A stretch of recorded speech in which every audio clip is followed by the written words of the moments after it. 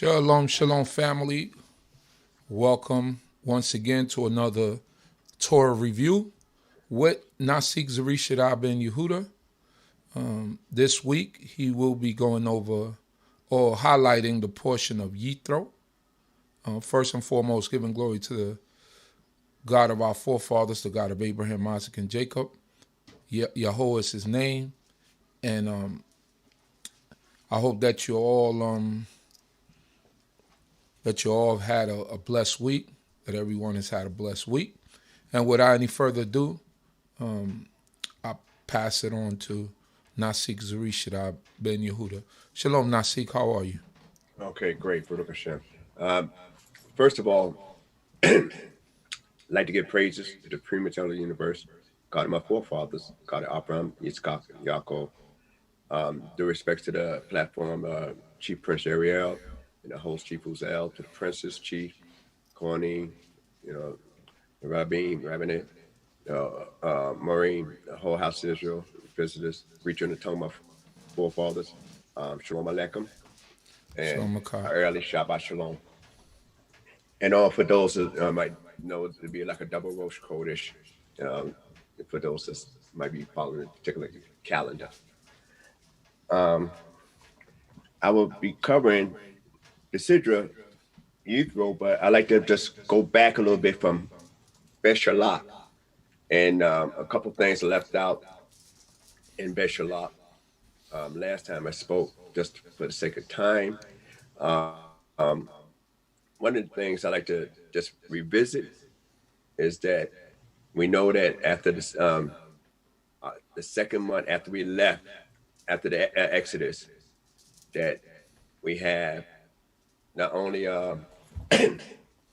manna that's given to us, but we start complaining about water and everything as well. And we was given a diet of, quails in the evening and manna in the morning. And we had one spot we had to have water changed with some of a tree that was shown to Moses, and it became sweet. We know also last time that talk about the food, so we got the manna. Then after that, we find another incident where Moses was told to strike the rock, and as opposed to speaking the rocks, which you're supposed to do 40 years later.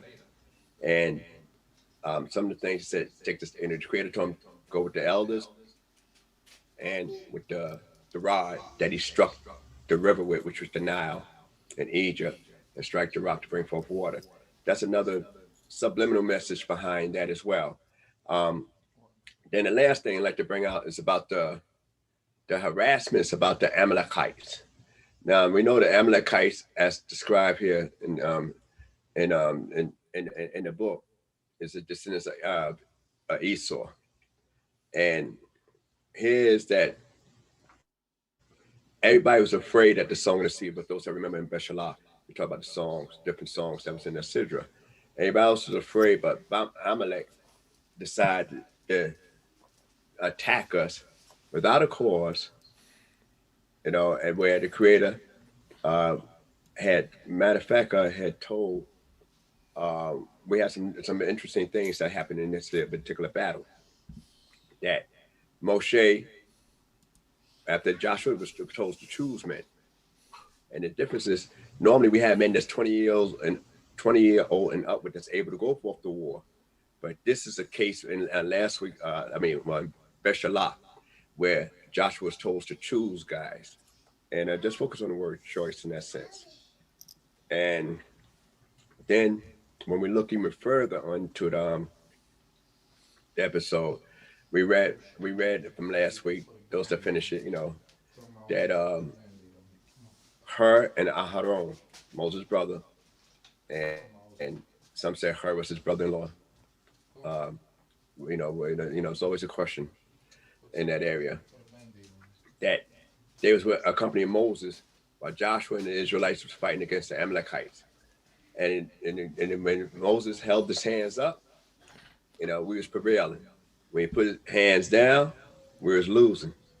And what I like to focus on and bring attention to is that, and just say his hands being up. They call a hand a particular name, unique name that we, I can't recall, or I don't think it's anywhere else in the Tanakh that's used, where it says Yadai Emunah, hands of faith being held up, truthful hands. Emunah meaning faith in Hebrew, also has a shortish from the word Amen. Amen, we always say it means so be it, but it also means to be firm, to be established. And when his hands is up, we prevail. And what was interesting is that it used the word kalosh for saying that we overwhelmed the Amalek Heights. We haven't, it didn't say we destroyed them. It didn't say we killed them. We just beat them, which is a big difference. And so much so that you have in last portion, that which I didn't get to, was that that's the first time you ever had any order to write something down. And that was, Moshe was told to write down this thing about remember Amalek. And then the creator going to blot him out. And from the last thing he said, not only write this in a book about Amalek, but also speak aloud to Joshua himself. Like almost, we're talking now pretty much almost, years later before Joshua take over. It'll be over 40 years later, about 40 years later when Joshua take over. But yet he's being told right here, in the first battle that Israelites ever had is with Amalek, that it was told to him. So those are some interesting things there. And it's the first time we was ever told to write something down, that the creator told us to write something down. Normally it's just speak and we hear, speak and we hear. And before, Moses was told technically to write something in a book. He was told to, for as far as the Torah, he was told to write this particular segment of the book down for Joshua personal edification. So I think that's, there's something of the kind of pond over, and it's a lot of discussions being held behind that, but I'm not going to go into it now because we're going to deal with this particular sidra that I'm going to deal with from last week, which is Yithro, Jethro in English. Now, that starts from the 18th chapter, first verse, going to the 20th chapter, the 23rd verse of Exodus, entitled. I'm not going to cover everything. Like normally, I'm just going to try to highlight certain points for the sake of time. But I'd like to bring out an overall view of what this particular sidra is about. Normally, and talk about Jethro, he brings back Moses' wife and her sons to Moshe. And then it goes on to say Jethro giving Moses advice about administration. Then it goes on where that Moses and the Israelites camp at Mount Sinai. Then finally we get to the point where Moses is in the mountain and the Creator speaks to Moses, and then we get into the Decalogue, and which is what most people refer to as the 10 Commandments. And some, it's always debate about saying, well, are they all commandments or not? And it's a difference the way people of Hebrew background count and enumerate those 10 matters and 10 words, as opposed to the way the Christian was started off. All right, but so right now we're going to start from the 18th chapter of Exodus, the first verse, and we're going to be skipping around a little bit within the chapter. Exodus chapter 18, verse 1. Hallelujah. Hallelujah. Now Yithro, the priest of Midian, Moses' father-in-law, heard of all that God had done to Moses and for Israel his people, how that Yahweh had brought Israel out of Egypt. And Yithro, Moses' father-in-law, took Zipporah, Moses' wife, after he had sent her away, and her 2 sons, of whom the name of one was Gershon, for he said, I have been a stranger in a strange land, and the name of the other was Eliasa, for the God of my father was my help, and delivered me from the sword of Pharaoh. Thank you right there. All right, that's good enough right there. It's a lot of stuff that went in that first few verses there that I want to point out. And one, this fellow Yithro, Moses' father-in-law, and it's always it's a debate on both sides, and I'm familiar with both sides of the debate. Was he a Midianite or was he an Ethiopian? Being a Hamite or out of being his Kenites. A lot of times when we look at certain things in the book, some people take the names of territories or people they conquered. One of the most familiar things we know about is when we talk about the Ptolemies that ruled Egypt.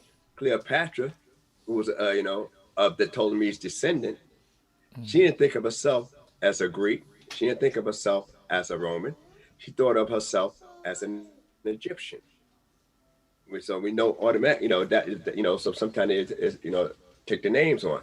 When we hear things about a Jezreelite, when we hear terms in our book, and like I said, a Carmelite, a Bethlehemite, then we say, well, okay, who was there first?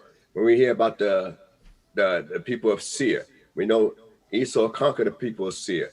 We know Moab conquered some people up there. And some of these names and stuff like that, they might adopt the names. One of the most interesting things I like to bring out before we go into about the identification, and that's why I say there's a lot of murky stuff in reference to debate with these, because it says he was a priest of Midian, but not saying he's a descendant of Midian. The Hyksos kings that conquered Egypt, and during the time they was down there during the time of Joseph, brother Joseph, and that they themselves adopted Egyptian culture, thought of themselves as Egyptian. So when they talk about a new king that knew not Joseph, one of the viewpoints is that Joseph himself, that this new king had to be an indigenous, natural Egyptian, as opposed to the Hyksos invaders, because we noticed that when we started early part of Exodus, it was about Egyptian policies. So I just want to lay the groundwork on some of the other factors in reference to that, because we have a tradition, and when I say we have tradition, it fits good with a lot of things. Moses, we know those that know the whole story about Moses. They lived to be 120. So traditionally, we say he did 40 years in Egypt, 40 years in Midian. Only one we can certify is the 40 years in the wilderness with the children of Israel. That's all we could actually certify according to the book and time span. When and what age he left Egypt is one thing. What he did when he became a grown man and left Egypt is another thing. How long he stayed in Midian is another thing. We know that those that read historical books as Flavius Josephus, is that he have a different story in reference to Moshe's journey from Egypt. And so the other other literature had different stories about Moses' literature. History rather. During the time of Egypt and when he left. So I say that to say this: it's not so much important of this man's nationality. What the book strikes here and was important is his role that he played in our life. That's the most important thing. So I went around the corner just a little bit and took the scenic route like the Israelites going to do later on, through their history, to prove that it's more important about the role that this guy did, Yithro. And the first time you have a Sidra, name, after, individual you figure you got, Noah, then you got Kaye Sarah. Now you have a Sidra named after Yithro. And so his prominence is important. And then it says father-in-law Moshe. What's so interesting about being a father-in-law is that the word it uses kotan, and kotan and katan are the same root. When we say when Moses, when the Lord sought to slay, whoever he used to sought to slay at the end, and most times we say it was Moses. That we know that the term that was used by Zipporah was a bloody bridegroom thou art to me. So for a bridegroom, it's katan, and say katan down for them. Whereas father-in-law is kotan.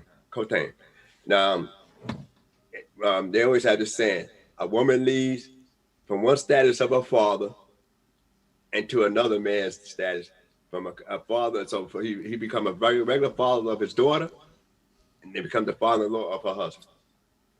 So, so it shows, it's something to that just to be considered. But I like to focus on just a moment on the two children, Gershon and Eliasa.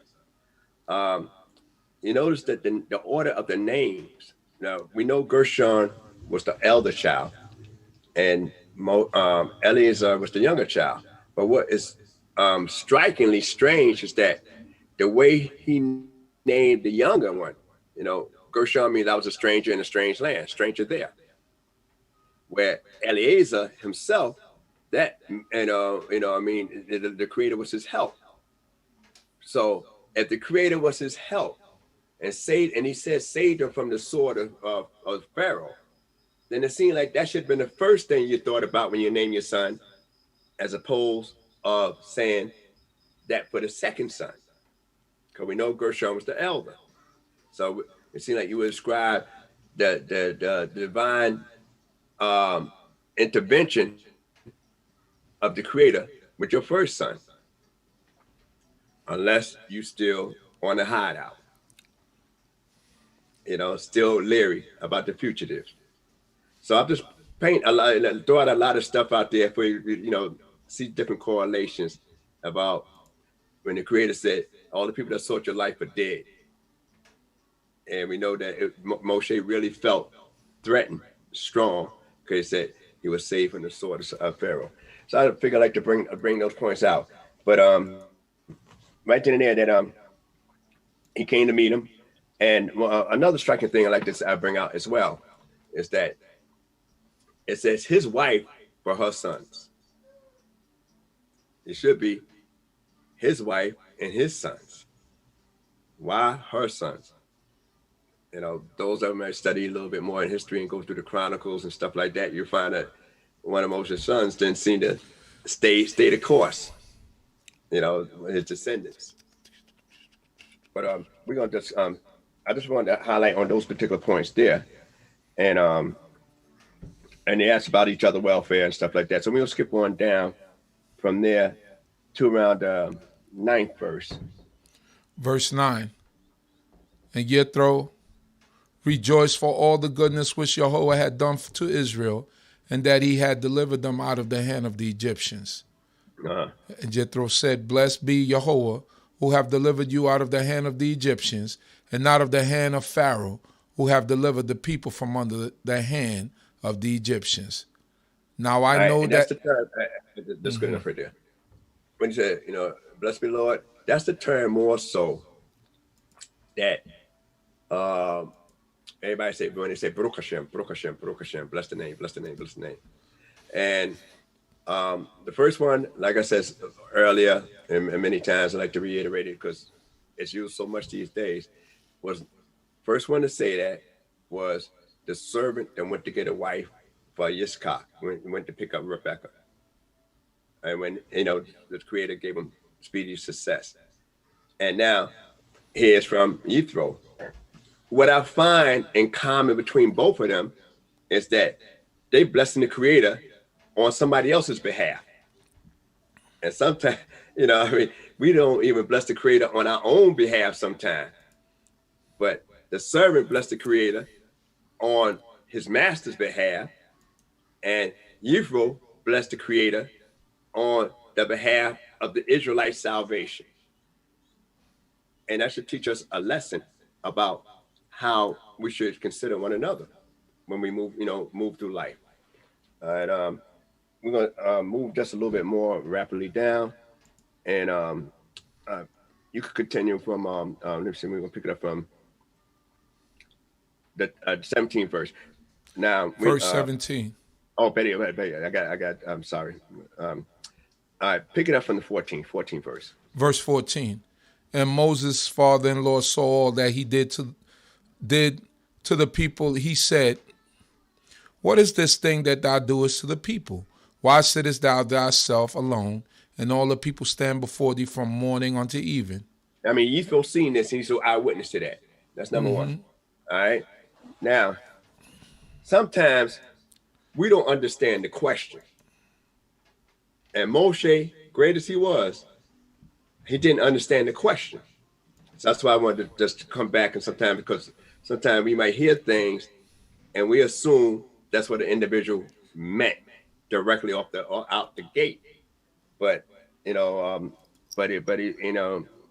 he said, what is this thing that thou doest to the people? Why sittest thou thyself alone, and all the people stand about thee from morning until evening?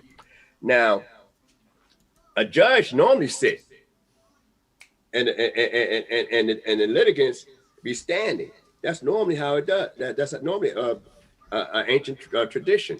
The judges sit, and whoever the plaintiffs or whatever, they stand before the judge and state their case. But sitting wasn't what Jethro had a problem with. Moses sitting, and the length of time itself was somewhat problematic. But the real problem is that Moses gave his answer. So you can pick up a Moshe answer. Moshe answer, it reads, and when Moses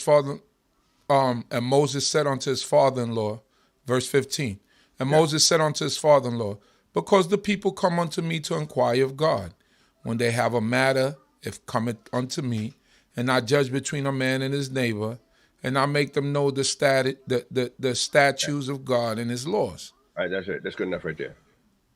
All right. Now, what the problem was not Moshe handling the business and letting them know the statutes of the law. The problem was he didn't really listen to the question. Why you sit alone? Not the people standing all day in the morning. So it's like if we get a similar thing, Moshe learned a little bit of tact employed from this thing, from this incident here. Even when we get into just a little bit of the Decalogue. But another example I like to bring out is when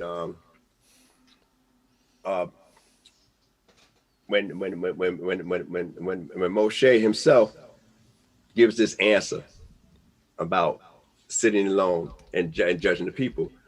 Judgment in our way of life, it's not a thing where you got to get a certain date, get scheduled, reschedule.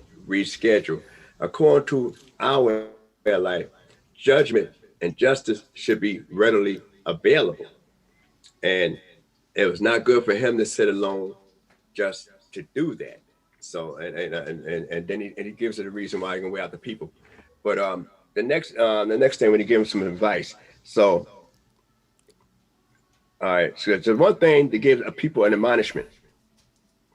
But then there's another thing, and that's what you call a seemly rebuke, not an unseemly rebuke. That's what you call, what today we say constructive criticism, because the constructive criticism is that I'm going to ask you the question concerning what you're doing, and hopefully you will pick up on what I'm asking you concerning that particular question of what you're doing and give the proper answer.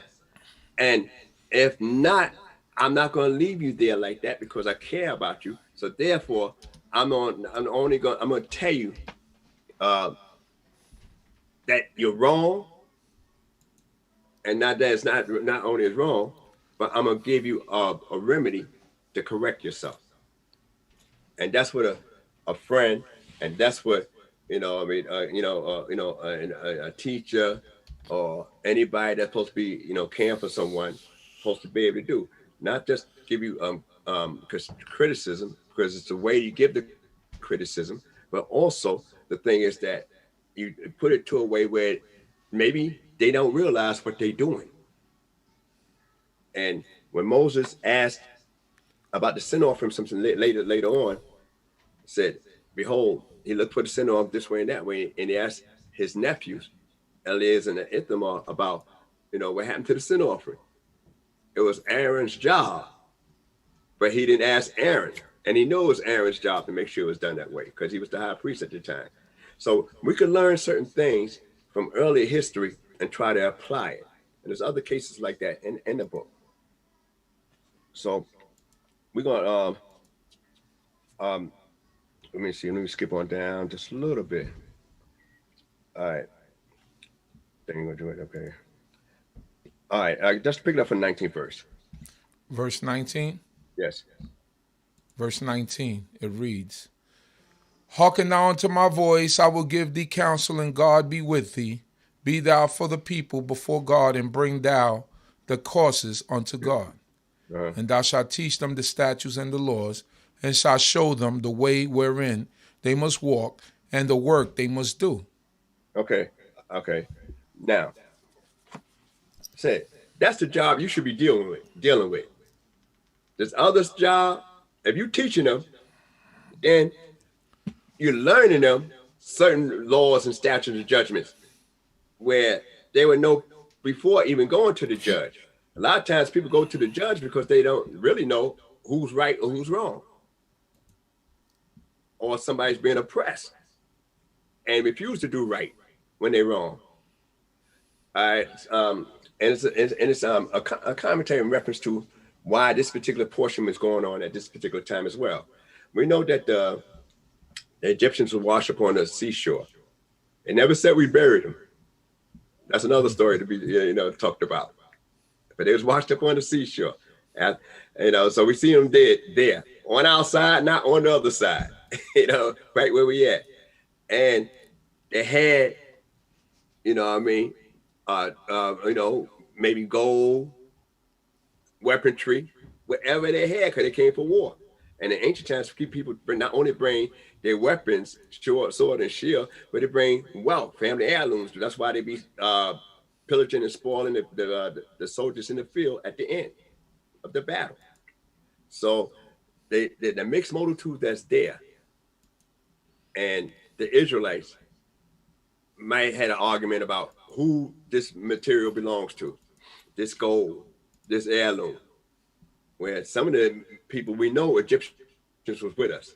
We know that for a fact when we read in the history, and other mixed multitudes was there, and they might have said, "Hey, these are our people. We are the descendants of it. Just like y'all going to inherit something. This is part of our inheritance." Then Israelites possibly could have said, "The Creator did that for us, so therefore we didn't spoil Egypt enough. So this should belong to us." So that's one of the viewpoints they have in that. I don't, I just bring out different examples of what could it be possibly talking about teaching and judgment. We know we're about the Pesach. We know about the Rosh Chodesh, all right, and we know about the Shabbat. So what else could it be teaching at this particular time in this particular point? All right, so we're gonna pick it up from there. What do you do? Verse 21. "Moreover, thou shalt provide out of all the people able men such as fear God, men of truth, hating unjust gain, and place such over them to be rulers of thousands, rulers of hundreds, rulers of fifties, and rulers of tens. And let them judge the people at all seasons. And it shall be that every great matter they shall bring unto thee, but every small matter they shall judge themselves. So shall they make it easier for thee, and bear the burden with thee." All right, Thou shalt do. All right, that's good enough right there. I'm not going to stay too long in this area here, but Um, um, it just says, "More thou shalt provide out for all the people, able men." All right. Now, you know, the terms that are used that Jethro gave them was a word which is a tekazeh. Tekazeh, it comes from the word kazan, like I say, a vision, as opposed to tikva. You know, you know, tikha, which means to choose out, to be able to choose a guy, and it's a significant difference, and that's why I mentioned earlier about Joshua from the last thing, choose out men for the battle, as opposed to this particular being able to have a vision. So in other words, Moshe, Jethro saying, you qualified, you have a unique skill to look at an individual and through the power of prophecy, being you so close to the creator, you could tell if this guy would make a worthy judge or not. Just you. So whereas opposed to just choosing guys to say, I need help along the way. And this guy's is popular with the people, that didn't make him a judge because he's popular with the people. That don't qualify you to be a judge. It's a certain type of vision and insight. And so that's why it didn't say choose a judge in the Hebrew with Yithro. Yithro told him, use some kind of vision, insight, prophetic type insight, and look into the guy's character and see if they're worthy enough to be a judge. So I find that unique. Because a lot of times you say, well, I'm going to choose this guy because he's been around a long time. Choose this guy, been around a long time. Oh, so-and-so, you've been around a long time. You qualify, blase, blase. So what you do is just choose from every other aspect, emotionally, physically, but not necessarily with insight, perception on a spiritual level. And that's what Yithro was telling them at this particular point in time. So we know that, to make a long story short, he chose out men, to be judges, and that, you figure just on the 1,000 level, 600,000 men of war, and just on 1,000 level, you're gonna have 600 of those guys over 1,000. So you keep going down and down and down. Then the next level 6,000 people, and then next level like that till you get leaders, judges of 10, the small court. And unlike American court,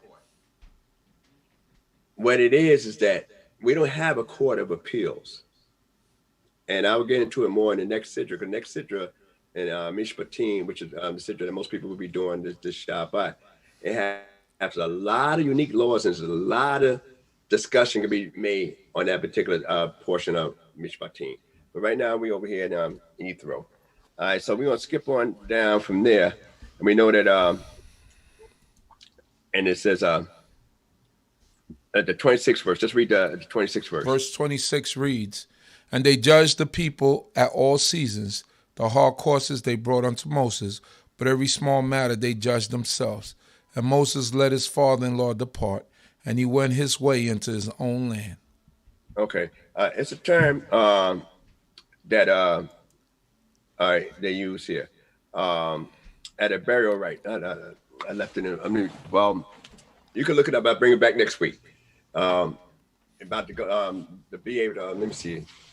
Shalom. That means to be buried. Be buried or be brought closer to peace. And like we say, rest in peace, and be closer to peace. And so that's a term they use at most traditional burials for Hebrews or Jewish people, and like that. And that also comes from this particular portion here. So you might want to go back over and look at that. Now we're gonna skip down to the third, the 19th verse, 19th chapter. Chapter 19, verse 1. Hallelujah. Hallelujah. In the third month, after the children of Israel were gone forth out of the land of Egypt, the same day came they into the wilderness of Sinai. And when they were departed from Rephidim and were come to the wilderness of Sinai, they encamped in the wilderness, and there Israel encamped before the mount.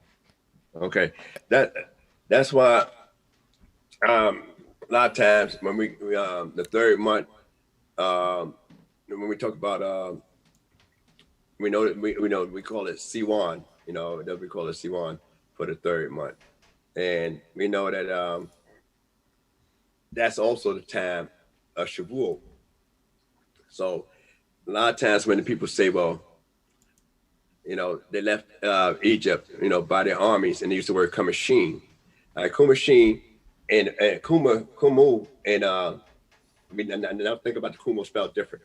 Kumu for in the Egyptian language meant a lance or weaponry, but Kumashim, it means it means both 50 and plus it means 1/5. So if you think of it as 50, and we're talking about the third month, then we're talking in the area that when we count from Pesach all the way up, the day after Pesach, all the way up 50 days, we run into what we call Shavuot, the Feast of Weeks, which is completion of the Pesach and the Exodus from Egypt. So here it is that subliminally, when they say Kumashim in the Hebrew for lances or armies, it'd be 50 days before they reach this particular point. So imagine what they was doing all that time for 50 days from the time they decide to exodus out of Goshen to get to this point at Mount Sinai.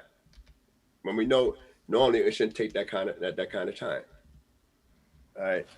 So now, as we go just a little bit further, and tell you about how the Creator care about us, and we left out on eagle's wings and stuff. All right. Now, we're gonna skip down just a little bit. All right. And we know the elders, was told to do certain things, and had their first encounter. But we're gonna pick it up from the ninth verse. Verse 9. On the same chapter. Yes. The same chapter. And Yahuwah said unto Moses, Lo, I come unto thee in a thick cloud, that the people may hear when I speak with thee, and may also believe thee forever. And Moses. All right. Moses already, saying the people ready for the Creator. Ready for whatever the Creator got for them in store. But the Creator has another thing in store, because a lot of times we have well, I'll say that for next week, but basically when we pray, when we pray, we're not praying for the Creator, because He don't need our prayer. We pray for ourselves or pray for others. So sometimes, so the thing is that the Creator letting them know that you're coming here for a particular purpose, for me to make myself known to these people right here that came out of Egypt. But we're going to read up just a little bit more. All right. Middle of verse 9. And right. Moses told the words of the people unto Yahuwah. And Yahuwah said unto Moses, Go unto the people and sanctify them today and tomorrow, and let them wash their garments. All right, stop right there. All right, for the purpose of that meeting, so that people may hear, and when I speak to them, and they also believe thee forever. Believe who? Supposed to believe Moses forever. All right. And now go sanctify the people, sanctify them today and tomorrow. So that means 2 days to be ready against the third day. All right, but let's go ahead. Verse 11, and be ready against the third day, for the third day Yahuwah will come down in the sight of all the people upon Mount Sinai. And thou shalt send bounds unto the people round about, saying, Take heed to yourselves, that ye go not up into the mount, or touch the border of it. Whosoever toucheth the mount shall be surely put to death. No hand shall touch him, but he shall surely be stoned, or shot through. Whether it be beast or man, it shall not live. When the ram's horn soundeth long, they shall come up to the mount. All right, stop right there just for a moment. All right, before we go to the next point. One of the things is somebody just broke out and touched the mountain. All right. Could be a light bolt from the Creator, but we ourselves, We're not supposed to grab them once you touch the mountain. We're supposed to pick up a rock or take a bow or a sling and go upside that individual body and kill him right there. We're not supposed to hang him. We're not supposed to cut his head off. We're not supposed to go ahead and touch him with our hands until that the revelation at that event, when the Creator leaves, then you could do that. But you kill him on the spot, right there. And you killing them with long-range missiles, a stone, an arrow, whatever you could chunk at them. That's what you're killing them with. And that's important. The Creator don't even want you up there and say, let me grab you. Come on back. You know how it is. You try to grab a guy that's fighting drowning, and if you ain't got no skills, you're going down with him. So, and that's what the Creator cautioned the people about right here. Now we're going to pick it up from the 14th verse. Verse 14. Moses went down from the mount unto the people and sanctified the people, and they washed their garments. And he said unto the people, be ready against the third day. Come not near a woman. Right there. I had to stop there for a minute. That's why I wanted to pause. Okay. That's not what the Creator said. We read what the Creator said. And he's telling this. He said, come not near a woman. He didn't say women, don't come near the men. He told the men, don't come near the woman. But yet we know out through history, those that read, further in the book, and know that the outcome and the elaboration that Moshe gives about this particular time when the Creator get ready to speak with us, that we, our wives, our sons, our daughters, the stranger, the hewer of wood, and the water bearer, all those peoples are there. So a lot of times I always say, every nation on the planet, out of them 70 original nations, they had somebody at the foot of Mount Sinai. That's why that's the teachings I always share, and that's why I taught for years, that everybody on the planet was able to get there at Mount Sinai and was able to get that same revelation. Because one of the things is that we being a witness to this revelation, but what about the rest of the world having a representation to be a witness? So that's what makes it more profound. That's why Moshe later on, 40 years later, when we account this episode, he's saying, you ain't just got to take Israelites' word for it. You had somebody in your neighborhood, from your family, from your nationality, that was there. Whether they followed, kept it straight or not, they had the opportunity. And they heard for themselves, which no other people, I'm going a little bit ahead of myself, but no other people could say that strangers heard their God and they heard it too. That's going to make it, that's what's really profound. But we're just going to go just a little bit more on this here. All right, pick it up from the 16th. Verse 16. And it came to pass on the third day when it was morning that there were thunders and lightnings and a thick cloud upon the mount and the voice of a horn exceeding loud, and all the people that were in the camp trembled. And Moses brought forth the people out of the camp to meet God, and they stood at the nether part of the mount. Now Mount Sinai was altogether on smoke, because Yehudah descended upon it in fire. And the smoke thereof ascended as the smoke of a furnace, and the whole mount quaked greatly. And that's only what the writer can describe for us afterwards, because the revelation has a much more impact. A lot of times we see more than we can express. Our words don't never do justification to what we normally see today. Anybody that been in an art class or either an English literature class, either art or English literature, and they put an item on the table and say, write about that item. Write a report what you see. And you said some people have a one-liner because all they see is one little thing, right there. And in one line, and some people have a whole page. because they see more in depth. So, and it becomes perspective. So a lot of times, but you actually see more than you can really express. Because even the one that write a page, he still see more. He just decided to stop. He got tired. So we're gonna skip on down, and from that point, all right, we know right here in this particular point that people are called priests and everything like that. There, I think I passed the part when it says you should be a kingdom of priests on us for us. But anyway, I like to bring a peculiar treasure. So in this particular situation, we call a kingdom of priests and a peculiar treasure. I went past it a little bit, but that's okay. When they say, segula,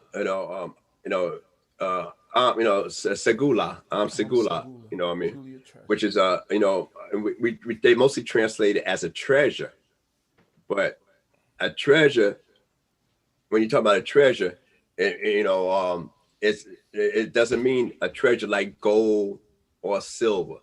That's why we a lot of times refer to a peculiar treasure. They use that expression for that particular word, segula, which is similar to the word, purple or royalty. And the thing is that you may not have no value to nobody else, but you have value to the Creator. That's what it's talking about. Segula, a peculiar, a peculiar people. And also you find within this here, when they talk about, a kingdom of priests, within the kingdom, within our nation, we have priests. But then what you have is, to the world, we supposed to direct people to the Creator. So we supposed to, personify holiness. We as Israelites, we don't represent God. We represent godliness. There's a big difference. The Pope represent God on earth. That's what the Christian people that believe in the Vatican and the Pope, he represent God on earth. Our priests represent people and present people to God and all represent holiness. And that's what supposed to be personifying holiness. Now, also, and they say you should be a holy people, it uses a strange word, goyim kadosh. They say goyim kadosh. Now, normally when you talk about a goyim, you talk about a heathen. That's a term they used to refer to as heathen or a stranger or outsider. From the word yeah, so here's a goyim or Gentiles, and but this is to teach you that anybody can become holy if they adhere to this law. That's why the term is used in the book. I'm just going to go a couple more verses here, and we're going to skip. We're going to go into the 20th chapter. Chapter 20. Yes, with the Decalogue. Now, I'd like to bring out a couple of things here before we go into the Decalogue, and I'm not going to go through all, maybe a few of the commandments. Maybe I might stop at the fifth, and that's the fifth one, one side, and that's it. But I like to bring out a particular point in reference to the commandments here. A lot of times we say the 10 commandments, but and later on you read what Moshe said. He gave us 10 matters, and we call it, asera hadivro. That's the term they use in Hebrew, asera hadivro. Which is the 10 matters. We just say words. Sometimes people say the 10 words, but this is where the Creator get ready to address us as the Creator of heaven and earth. But read just a little bit. Exodus chapter 20, verse 1. Yeah. And God spoke all these words, saying, I'm Yehudah thy God, who brought thee out of the land of Egypt, out of the house of bondage. Thou shalt have no other gods before me. Okay. Let's stop right there, just for a moment. Now, most people in Christianity will start off with verse 3. Thou shalt have no other gods before me. We start off with Anoki. I am. Oh, I am. As and the reason we start off at Anoki is this area here. Is that when that we ourselves, one, the first pronoun, nominate case, I. We must recognize who's saying it. Also, he identified himself, and since we know who, we recognize who's saying it, he's saying it, and we know who it is as the creator of heaven and earth. You know, he saying it with authority. So the first thing we got to do is recognize that there is a creator that delivers us. And why? They talk about, which brought you out of the land of Egypt, out of the house of bondage, and not telling us that we can't, that I'm the God that created the heavens and earth, because we can't bear witness who created the heavens and earth. We give testimony by our faith that the creator created heavens and earth. We look at the sun and say, the sun come up every day, moves this particular way, and we can't touch it, and yet it heats up and then it disappears. And then the moon come up, stars come up. We say, it got to be somebody in control of this. So we just saying somebody got to be behind the scene controlling it, but not actually saying who this somebody is. But when we say, when he identify himself that I am, he's saying that I'm the one that did something that you could recognize, that you could give testimony to. But not only you, but the other people. One of the remarkable things is that Yithro heard what the creator had did, and then he said, I know. That's from what he heard, not that he even witnessed it. But now we come onto the area of those people that walked in that Yom Suf, those the people that lived and do not them 10 plagues and them 10 strikes. We could come and say, look, now we bear witness. That sounds like almost like the Quran would say, I bear witness that so-and-so is the prophet, the so-and-so is God, and, so such as, the last of the prophets and all that kind of stuff. Mm-hmm. We can actually bear witness technically because we've seen and lived through that. And the creator's talking to us at this particular time. All right, continue. Verse 3, thou shalt not make unto thee a graven image, nor any manner of likeness of anything that's in the heaven above, or that's in the earth beneath, or that's in the water under the earth. Uh-huh. Keep going. Thou shalt not bow down unto them, nor serve them. For I, Yehudah, thy God, am a jealous God, visiting the iniquity of the fathers upon the children, unto the third and fourth generation of them that hate me, and show mercy unto the 1,000 of them that love me, and keep my commandments. Okay, right then and there. That what he's saying is not that only I'm a jealous God, because you owe me. God brought you out of one place of slavery, so you definitely owe me something. But also saying, not only am I jealous, and that's what most people focus on, but he's saying I'm also beneficiary. I benefit you.